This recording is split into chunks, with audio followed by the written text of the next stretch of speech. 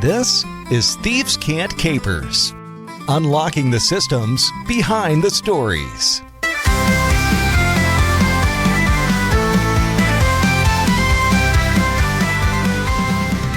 Welcome back to Thieves Cant Capers, our deep dive into systems, mechanics, and the games behind the stories we share at the table. I'm Jeremy Shane. And I'm Chris White.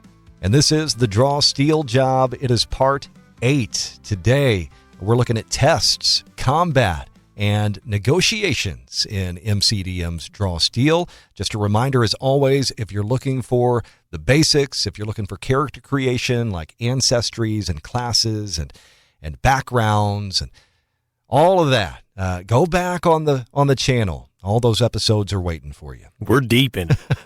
Chris, I had some concerns coming in to this week, knowing our focus was going to be on these chapters. A lot of crunch. This is kind of the nuts and bolts of the system, and a lot of this is touched on in the basics of Draw Steel. We've kind of already done an overview of this material. And my concern coming in is I don't know how much more light we're going to be able to shed on these subjects. Yeah, we'll kind of go through them and dig in. I mean, it reads with all the joy and pleasure of stereo instruction. So, it's like, would you like to read that car manual that's in your glove box right now? Well, that's combat rules. But, we could talk about it, maybe find an example here and there. And we're gonna have a good time either way, right? We always do. We always do. And by the way, before we jump in, thank you for listening, for being along for the ride. Wherever you listen to your podcasts, you can find us at Thieves Cant Cast. If you want to weigh in, drop us some feedback. Thanks for all of those who do so regularly over on the YouTube channel. You can also email thievescantcast@gmail.com. All right, with that, now, let's jump in. We are on to the chapter on tests. The core purpose of a test, Chris, is to resolve an activity that a hero is attempting to do, trying to interact with the world around them. And really, this should only come into play if there's a chance of failure. Yeah, you don't always want to call for a test. It can bog down play, right? So I know they give an example of a character is walking along and hops over a fence. Well, I mean, who cares, right? What's the worst that could happen here? They mess up and they fall on their butt. Sure. It's a fail on a video. Great. But, however, if that character is being pursued by goblins, right, then that's the a little stakes more are much dramatic. higher. Yeah. Right. Yeah. So then maybe that test roll would be necessary. There's a chance for failure, and there's a little higher risk. All right. So the mechanics involved when you make a test. Of course, you make that power roll, the roll of 2d10. And you're going to add one of your characteristic scores to it, whichever one applies, right, between might, agility, reason, intuition, or presence. The director is the one who chooses that characteristic. So, the book gives us an example of convincing a jury. That might be a presence test, for your force of personality. Or it might be a reason test. Maybe it's more of a logical argument. If a hero has a relevant skill, they gain specialized knowledge or training. That comes in the form of a +2 bonus to the power roll. There are 5 distinct skill groups then, and we've talked about those: crafting, exploration, interpersonal, intrigue, and lore. This is where things get a little complex in my head, Chris. The difficulty of a test is determined by the director to be either easy, medium, or hard. Now, on the player side, you're still looking at the same tiers of success, right? So the numbers that you need, less than 11 or 12 to 16, 17 plus, those are like hard marks. Right. Those match the tier results of any power roll, right? Tier 3, Tier 2, or Tier 1. Right. And so if I'm doing an easy test, even if I roll below an 11 on my 2d10s, I'm going to have a success, but there may be a consequence that accompanies that. Sure. Whereas if it's a medium test, it's going to be a failure. Okay. And if it's a hard test, that failure is going to be a failure, and it's going to have some consequences. So, in the same light, if my power roll is 12 to 16, an easy test, I just succeed. Whereas with a medium test, there's going to be a success, but there's going to be consequences with that. And with a hard test, that's a failure. If I roll higher than 17 Yeah. on those two. My easy test, it's going to be a success with a reward. A little something extra. Right, exactly. And then for a medium or hard test, it's just going to be a flat success. And then, of course, a natural 19 or a 20 is just good. Everybody's getting a success with the reward. At any level, easy, medium, or hard. Right. So it just depends on the difficulty class. If you're, trying to open up a simple lock, then, maybe even if you roll poorly, you might succeed, but there might be consequences. You break your lockpick, you make noise, whatever that may be. But for a medium or a hard, so a more difficult lock perhaps, it's going to be failure, and maybe even failure with a consequence. I think as a director, you're probably going to want to have this table in front of you, especially somewhere on the game first. table. Yeah, I don't see myself memorizing this sliding scale. Right. I would need this at a glance all the time, I believe. Mm-hmm. It would be good to have at hand. Yeah. Some key outcomes to note, and Chris, you alluded to this when you were talking about consequences. Those can include a number of things: angering an NPC, maybe attracting unwanted attention to yourself. Again, breaking equipment like the lockpick, like you mentioned, or it could be the default. Maybe the director's not on their toes that day, and I can't think of anything narratively that would fit as a consequence here. So I'm just going to gain, as the director, 2 additional malice. And remember, malice, that's the quote unquote heroic resource that the director gets. All of your heroes have heroic resources. Well, malice is the director's resource that they can spend in fun ways. Right. And the rewards also. A little something that you get for rolling really well. You can receive hero tokens as one of those. That would be the default. Again, if you don't have any narrative juice to apply to this circumstance, you can just default to you gain a hero token. Right. Maybe if you're climbing a wall, maybe you find a route up that wall that would be easier for your allies, or maybe a ladder at the top. A hero can assist another creature if they have a skill that applies that the main creature is not using. So that's how assisting works. That assisting hero would make a separate test, and on a success, grant the ally an edge on their roll. Critical success would give them a double edge. But if you fail when you're trying to assist, you can actually hinder your friend and grant them a bane instead. This is when your kids try to help you cook. Yeah. Please, no help today. Let's talk reactive tests. So these happen when the director asks for a test without any context.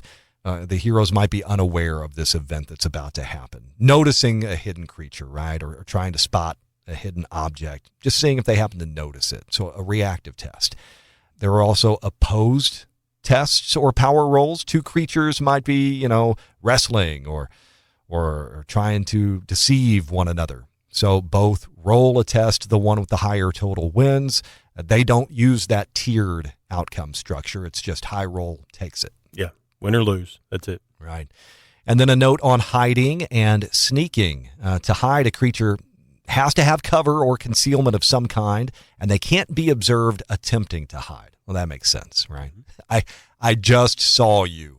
I know you're behind the curtain. You can't see me. Right. Once hidden, a creature can attempt to sneak or, move at half speed by succeeding on an agility test. Then they can remain hidden even when they're moving out in the open. We're building a woad elf over on the main show. Yeah, we are. On Thieves Cant. Isn't there something where, we don't have to roll once we are initially hidden? Hunter's camouflage perk. That's what it is. Yeah, Hunter's camouflage. Look that one up. Finally, we've got to talk about montage tests. So montages come into play whenever heroes are working together over a period of time. It could be days represented by a montage, or it could be a few minutes, right? But everybody's making tests, working together, trying to achieve a complex common goal. So it's going to require the use of different skills, different characteristics. That montage has a success limit and a failure limit. How many successes are needed before this many failures are reached? in order to achieve ultimate success, right? And those numbers are set by the director. Heroes take turns making individual tests or assisting one another, every test tackling a new obstacle. So, they give an example of navigating a desert, right? Or maybe you're preparing a village for war. Like, what are all the things that have to come into play for this? And how can each character contribute in a new, different, unique way? It's encouraging variety here. It doesn't just, hey, everybody make the same check and we'll see how it shakes out, I mean, this is the spot where, you're helping the village prepare for battle. You're teaching them how to use their spears. The music's playing in the background. Right. You're making weapons. You're making defenses. I mean, this is neat. It can be cinematic if you can, view it in that light. I don't think that this is intended to just be a series of dice rolls going around the table, right? There are things happening in between all of these different tests. Right. There are role play opportunities. If we're preparing the village for war and one character is helping, maybe in the forge, another character is helping set up defenses, whatever that might take. These are little cutscenes that you can zoom in further on and have interactions between characters. It doesn't simply have to be a series of die rolls. The rolls are going to come into play, but they should do so kind of in the midst of the action. Yeah, and I think certain characters are going to shine in a moment like this. You might have the woad elf that's sliding stealthily between the trees, but what about the tactician? This is their bread and butter, is where we prepare for war. So just in this example, they should really shine in this incident. A lot of their skills are going to be put to good use. Okay, so we've got that success limit number. If the heroes reach that before they roll too many failures, they achieve total success. If they meet the failure limit, they suffer total failure. If the test ends before either limit is met, they achieve partial success. And then total or partial success on a hard or moderate montage. That will typically reward the heroes with victories. The way I think of it is sort of like a death save in D&D, for example, right? You're making those rolls until you either get 3 successes or 3 failures. This is kind of a similar idea, but it's on a group scale. Yeah. These are very reminiscent of 4th edition skill challenges. Oh, yeah. Right? Imagine that. Yeah, sure. But I think the presentation here is much stronger, much clearer, easier to wrap your head around, and not simply view it as a series of dice rolls, but actually as part of a developing story instead. The presentation sells it. 4th edition did do a great job of clarifying skill challenges. Challenges were great. Yeah, the DMG2 for 4th edition, James Wyatt, I think, was the lead writer on that, and he did a re-presentation of skill challenges, more examples that really sold me on them. When they initially rolled them out, that was kind of a point of friction for a lot of folks. Yeah, they saw it as that was the replacement for role playing, and that's not what's implied. No. So that's tests. On to combat. So again, Draw Steel told us right at the top of the book that it's a game about fighting monsters. So combat features are designed to be strongly evocative. It's supposed to feel epic in the moment, right? Mm-hmm. Yeah. Fights are structured to be quick and heroic because, once again, abilities automatically deal damage. You're always whittling down the bad guy. There's no missing. It's just a matter of how much damage are you dealing versus your adversary. Mm-hmm. Nobody misses, but some hits are bigger than others. The game is played on a grid, right? There is that tactical focus. Effects and distances are measured in squares. Everybody knows where everybody's at. Positioning is apparent, and positioning matters. Distance matters. The structure encourages teamwork, planning, different combinations. We saw how some of that could play out whenever we were looking at different character options, different abilities, how that would key off of this, how things would synergize. That's the goal here. You want your party to be like peanut butter and jelly.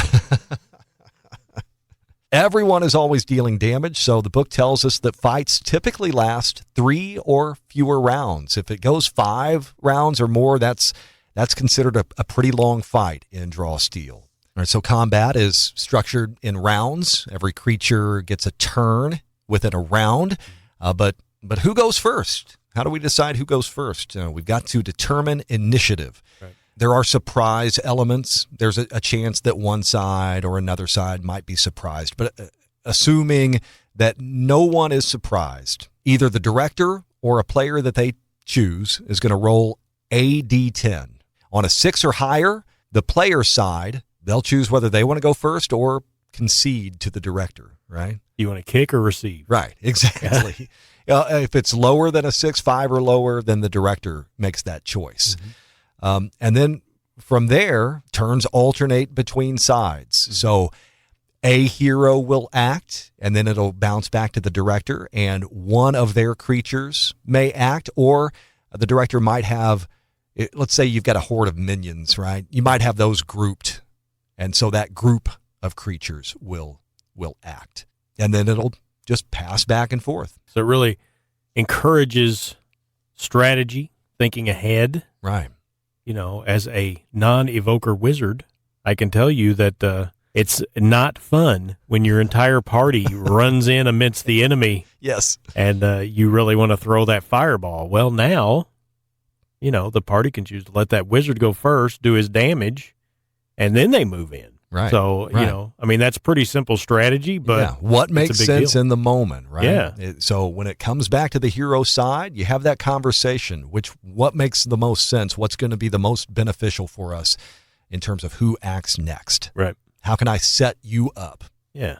Once one side has exhausted all of its turns, if there are any remaining creatures on the other side, they just act consecutively to end the round. So, this could be a situation where if you're highly outnumbered, things can stack up on you in a hurry. Right. Right.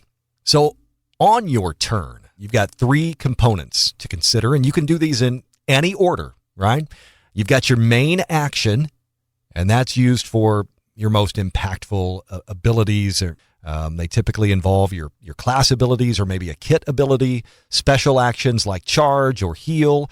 You can convert a main action into a maneuver or a move action, so you can downgrade it if you choose to. Mm-hmm. Your maneuvers are simpler activities. They require less focus than that main action. You can aid an attack. You can catch your breath to spend a recovery to regain some stamina. You can make an ability roll to push an adjacent creature away. That's the knockback move. You can stand up if you're prone. You can search for hidden creatures if you'd like to. And then finally, you've got your move action. You can break that up before, during, or after your main action and maneuver. So I like that. I always appreciate systems that let you use your move however you want to. Yes, absolutely. Right? When and how you want to. Yeah, so one main action, one maneuver per turn, right? Unless you downgrade that main action. Right, and then the one move action that you can split up. There are some special actions to consider as well. Free strikes and triggered actions, but those usually come into play outside of your turn. Should we talk positioning and conditions? I think we better. Again, your movement is measured in squares. Difficult terrain, though, that costs 1 additional square of movement. Nothing new there. We're familiar with that. There's shifting, right? That's a type of movement that you can use to avoid opportunity attacks. I like to shift all over the battlefield. Nothing but shifting. Shifting all over the place. Right. Yeah. You can take, we mentioned free strikes. Those would be like your opportunity attacks. If someone does move away without shifting or perhaps with a teleport ability, you can get a strike in on them. Flanking, part of the rules, and I love to see it. A hero and 1 or more allies are adjacent to the same enemy and on opposite sides, now that's flanking, then they get an edge on melee strikes against that enemy. Mm-hmm. And, of course, there are elements like cover and concealment to consider. Oh, you know what? Last weekend we talked about rules that people ignore. I think cover and concealment sometimes gets ignored. I don't know that it's intentional. Yeah. But, I mean, just as much as flanking, It's controlling the battlefield. Yeah. Cover and concealment should be a big deal. Yeah, and well, and to your point, I was about ready to blow right past it. So maybe we shouldn't. Maybe we should dive in here. So cover, you have at least half of your form blocked by a solid object. Could be a tree, a wall, a table, right? And any damage-dealing abilities used against you will take a bane. All right, so that's helpful. Concealment, on the other hand, darkness, fog, invisibility magic, any other effect that fully obscures a creature or object but doesn't protect their physical form. That's concealment. You can target a creature or object that is concealed, but you'll take a bane. The game features several different conditions that can be applied to creatures as well. Things like bleeding, dazed, frightened, prone, restrained, weakened. So no real surprises here. In terms of damage, health, and recovery, just remember stamina is what represents your health and vitality. This really abstracts a lot. This is not just your health. It's your energy. It's your ability to fight effectively, maybe to be able to think straight, right? Your morale. Exactly. Yeah. So I appreciate the abstraction here and just labeling this stamina. I prefer this far more than the term hit points. Yes, because that implies something. It implies something, and then they tell us that, no, it actually means this. But Right. it clearly implies, the word hit is baked into the term. So I far prefer stamina here. When your stamina is equal to or less than half its maximum, this is much like bloodied in 4E D&D, you are winded.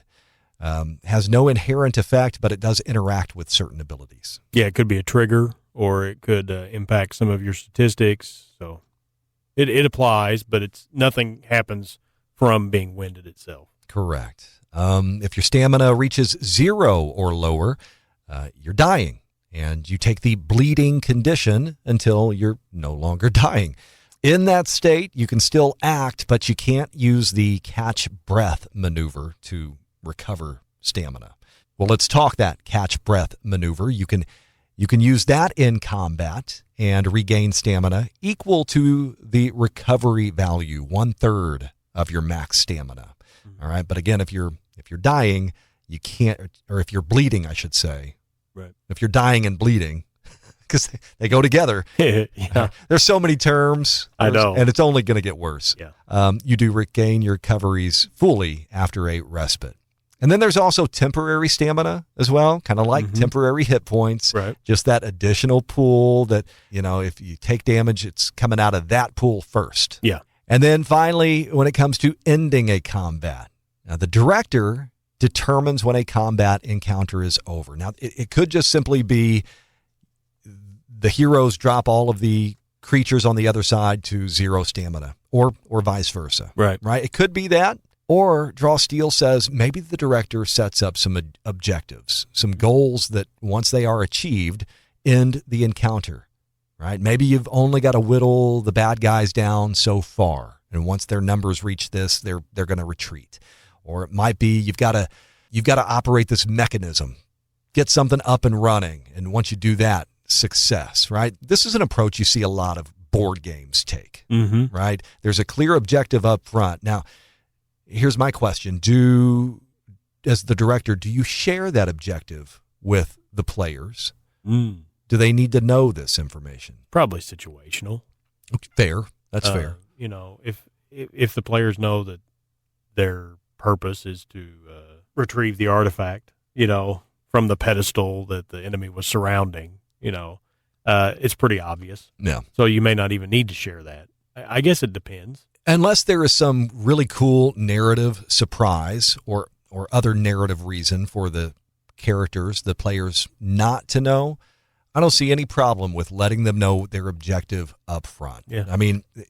We are playing a game, and so I want to approach it as a game. What is my goal here? What are we trying to do? Because that's going to help us strategize, which the game wants us to do.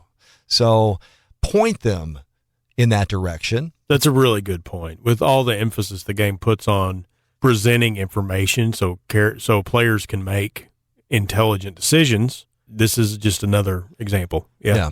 It also kind of points to maybe an approach that directors should take when they are designing encounters, right? Yeah. Think about objectives that could end this. And maybe there are multiple objectives that the players could pursue to end the encounter. It's just a way to steer things away from the slog, right, and the attrition that we experience time and time again at the table, and trying to whittle down stamina. How about the dramatic finish? If the heroes have clearly won, the director may call cut and ask players to narrate how their heroes neutralize their remaining threats. So it's over. Let's avoid that attrition. If an enemy flees, the game assumes that they are, I like this. This is something else to be upfront with the players about. Right. If an enemy flees, the game assumes that they are truly running away to rethink their life, and they're not planning to come back with reinforcements later. This is important because it is very important. It could change the player's mindset, because in a lot of games now it's like no survivors. Right. Chase them down. Right. They're going to come back and it's going to be worse. And that's the game that, like, none of us signed up to play that game. Yeah. Right. But I've played with a lot of DMs that use it. It's how it goes all the time. Right? That whatever you let go is going to come back to haunt you. Right. And sometimes that's fun, and sometimes it should be that way. But the default here, if you're fighting a band of goblins or whatever, and a few of them run, look, the game is telling you, don't turn this into a chase scene. Right. It's not. You won the encounter. They're not going to trouble you anymore. Right. You can assume that. Clearly, there's a lot more that we could discuss if we wanted to go deeper into the combat chapter, but that's kind of a broad overview. Chris, anything that you feel like we need to hit on here? No, I think it's, for us, again, until we can get in there, a lot of these rules are academic. Yeah. And it's a hard thing to discuss and not just experience. Right. I mean, we could go back. We talked about your movement on your turn earlier. Well, there are a variety of types of movement that the game details. Oh, yeah. We're not diving into all of that right here. As far as an overview, that's a look at combat. And I think now we can shift into our final section for today's episode, negotiations. All right, so negotiation in Draw Steel, it's a structured framework. They say this is for high-stakes social interactions. You're trying to convince maybe an important NPC to give you some information or to take a specific action. They tell us this is intended to supplement, not replace, role-playing. The negotiation should occur only when an NPC has an internal tension, right? They have an interest in helping the heroes, but also maybe a reluctance. Yeah. They say negotiation is about making an NPC understand how behaving differently would be in character for them. It does not change the NPC's core character, right? It's not mind control. Yeah. Yeah, not a Jedi mind trick. Right. And then finally, they reiterate here that violence is separate, right? A negotiation centers on persuasion, willingly making a deal. If you shift to the threat of violence, well, you're risking just entering combat. So there's 4 sort of temporary statistics. Yeah, and before we dive into this is where I got to say, I've just got to be upfront and honest here. I've loved a lot, and I may end up loving negotiations, but just my first experience of reading through, my eyes just kind of glaze over at this point. I know this is circumstantial. Right? They said that this is not a replacement for role-playing and that this is reserved for high-stakes social interactions. I get that it's circumstantial. So since it's circumstantial, I don't want to learn another rule system, a separate rule system. We've got all new statistics, terms. This is a whole new rule set to learn, and I'm kind of turned off by it at face value. Well, I think anytime you start trying to put mechanical restraints on something that feels like it should just be handled in role play, it can be difficult. It's social interactions, illusion magic, these perceptions that you have. It can be hard. And I think this is something that all games struggle with. So I would like to see it in action I totally agree. In a game that has a lot, this is more. Right. So it feels like my cup overflowing at this point, right? So, all right. Well, I rudely interrupted to whine. So let me let you jump back in and talk about those 4 negotiation statistics, the NPC stats. yeah. So the first is interest. And this is just basically breaking down how interested that NPC is in making a deal or agreeing to whatever it is you're proposing. Right. So that'll go up and down depending on what your approach is, right? Right. Okay. Right. And then the second is patience. So, it's just basically how long is the NPC willing to listen to whatever it is you're selling. Right. And you could increase that or diminish it. Right. The third is their motivations. So they recommend at least 2 underlying reasons that the characters can appeal to in order to change the NPC's opinion. All right, so maybe at some point in time, the heroes have done some legwork. They've learned about this individual. And they might have discovered some of their motivations. Mm-hmm. And maybe the director has thrown out some false information, right? And they have to suss through, like, what is this character really motivated by? Mm-hmm. And that's going to make your power roll easier as you're able to appeal to those motivations. Okay. And then the last one is pitfalls. At least 1, but often 2. And these are topics that are kind of sensitive. These are the things you don't want to talk about. You put your foot in your mouth or whatever the case may be. Right, So, and that might result in a loss of interest or patience on the subject's part, right? your motivations and your pitfalls, they're sort of, they're drawing from a shared list. Justice, power, vengeance, discovery, whatever those are, those 2 are linked. And so those 4 attributes, those are the knobs and buttons that you're turning and pushing to try and get that NPC to come to your side, essentially, in the negotiation. All right, so what does the process of a negotiation look like? They tell us first that the heroes can discover an NPC's motivations and pitfalls by simply asking, what do you want? Or by making a reason, intuition, or presence test. And then you make an argument. One hero makes a plea explaining, why this person should help the party and what the heroes have to offer, or why, it's simply just a moral imperative. It's the right thing to do.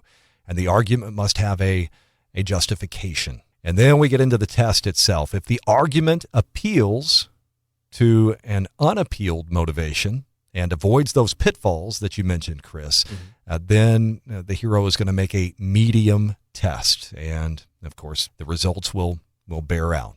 It's of note that if an argument does contain a pitfall or misses a motivation, the test becomes more difficult.